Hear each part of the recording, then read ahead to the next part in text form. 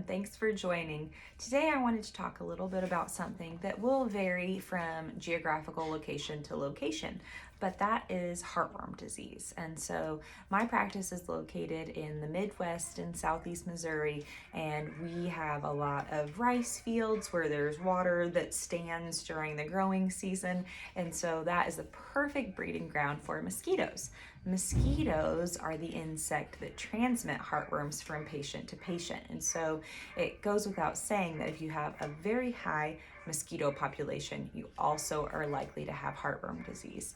But it only takes the bite of one. So just because you aren't being swarmed by mosquitoes when you leave your house does not mean that you're not still at risk for getting heartworms in your pets. Now, this is something that we mostly talk about in dogs, but I will circle back at the end of this video and talk a little bit about heartworm disease in cats because it's a different beast. And so heartworm disease is something that we see very, very often, but it is a preventable disease. So heartworm disease, like I stated before, is spread by mosquitoes. And so what happens is an infected mosquito bites your pet and then leaves a little hole in the skin where their mouth parts entered the skin. And whenever they spit out this saliva looking stuff, there are tiny, tiny little heartworm larvae in that material. And they crawl into the hole that the mosquito left in the skin. This is all obviously very microscopic. And then that larva starts to develop into an adult heartworm. So the time span from when your pet is bitten by an infected mosquito to when the heartworm test will turn positive is about 6 months. So it's not like an overnight thing. This is why when we're recommending heartworm testing, if your pet has never been on prevention, we recommend testing today, and then we'll retest again in 6 months to be sure that your pet is not in that weird pre-patent period where they are heartworm positive, but they're not yet showing positive on the test.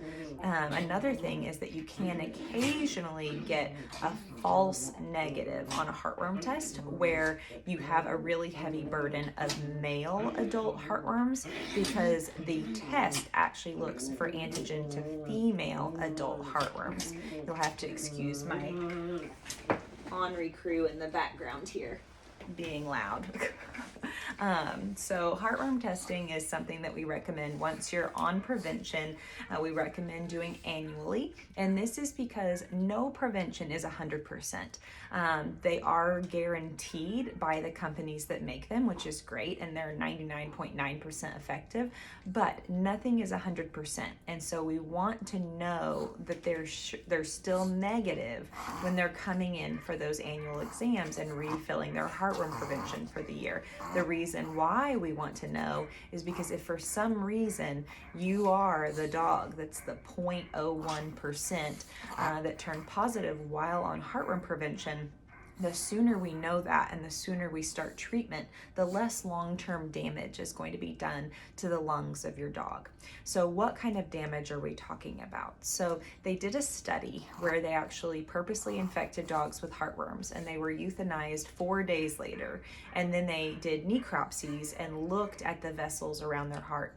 And after only 4 days, there was inflammatory reaction and scar tissue forming in the blood vessels around the heart.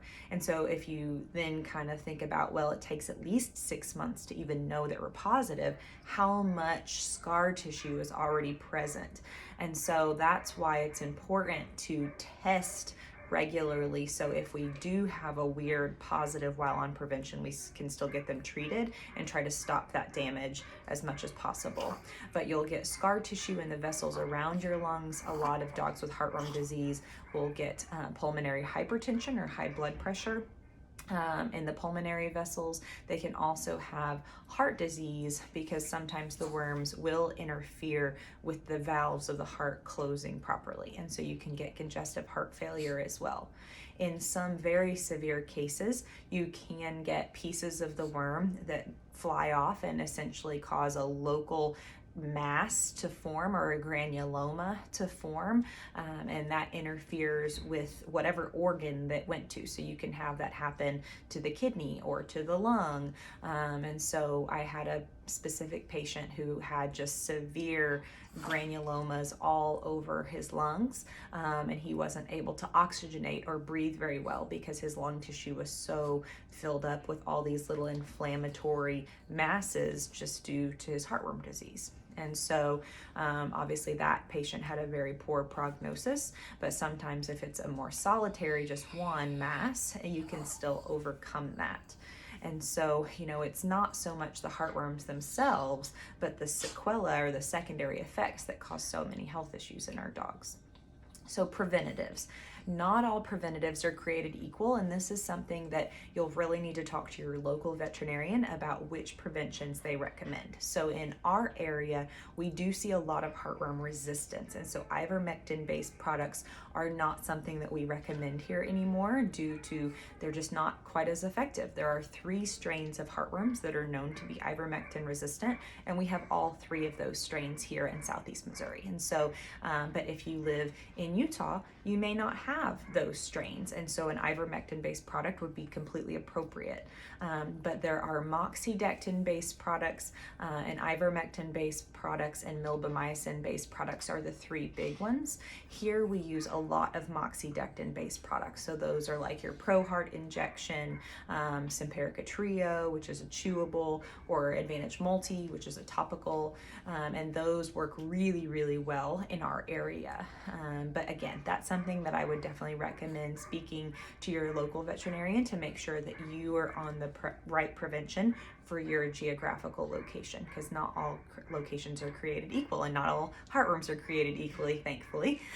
Although I would take it back, 20 years when they all responded to ivermectin, that would be great, but unfortunately that's just not the world we live in anymore. So prevention is key, making sure you keep your pet on prevention year round, even in those colder months, because a lot of places like here, it just doesn't get quite cold enough to really kill out the population. And so we still see heartworm positive dogs even all through the winter. And so just keeping your pet on prevention and keeping them protected is key. Another thing, so we said we were going to talk mostly about dogs, so we did, but cats, heartworm disease in cats is something that is a newer discussion. It's not as well researched as heartworm disease in dogs because there's not a great way to test and there's not a great way to treat heartworm disease in cats. And so what are the most common clinical signs of heartworm disease in cats? Coughing and unfortunately sudden death. And that is because heartworms are not meant to live inside cats. Cats are not their ideal host. And so whereas a dog may start to show signs of heartworms when they have a high burden of heartworms in the vessels around their heart, cats, it only takes 1 or 2, and it's more of an allergic type response or reaction when they get very, very sick and potentially pass away. And so keeping your cat on heartworm prevention is highly recommended because, like I said, there is no approved treatment. And so if we can prevent them from having the heartworms in the first place, then that's golden, because after that, it's kind of every man for themselves as far as trying to treat them in a way that is safe and won't do more harm than good. But just to wrap things up, I hope that you learned a little bit more about heartworm disease today in dogs and cats, and that prevention is super, super important. And so make sure you're talking to your veterinarian about what preventions work in your area, and make sure you're keeping your pets on preventions year round. Have a great day.